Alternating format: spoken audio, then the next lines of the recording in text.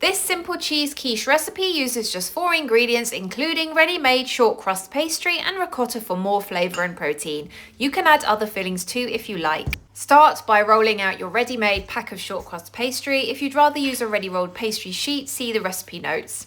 I like to start by rounding off the edges of the pastry block and then roll it out into a floured surface until it's about 3 millimeters thick. If you have a quiche baking tin, then use that. If not, you can use a regular pie dish. Just grease it with a little butter first. Then carefully place your pastry into the dish, bringing in the sides a little to make sure the pastry is flush with the dish's edges. Then trim the pastry where needed, about 1/2 inch over the edge of the dish.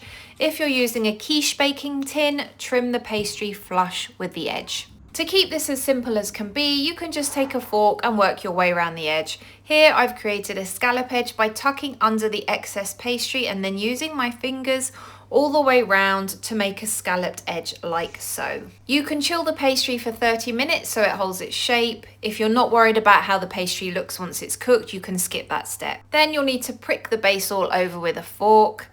Line it with a piece of foil and add dried beans in and blind bake for 20 minutes.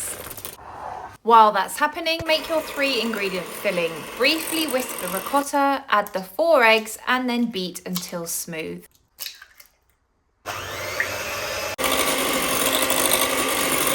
Once the 20 minutes is up on the pastry case, carefully remove the foil and dried pulses and blind bake for a further 5 minutes.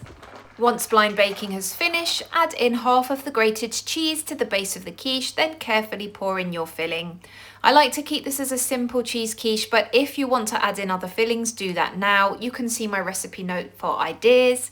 Then top with the rest of the cheese. At this point, I like to put a foil cover around the pastry crust to stop it overcooking when I put it back in the oven. You don't need to do this, especially if you're using a quiche tin, there is no need. But this is how you would make the foil cover if you wanted to do it. Then bake for 30 minutes and leave to set for 5 minutes once done. It can be served hot or cold with a side salad.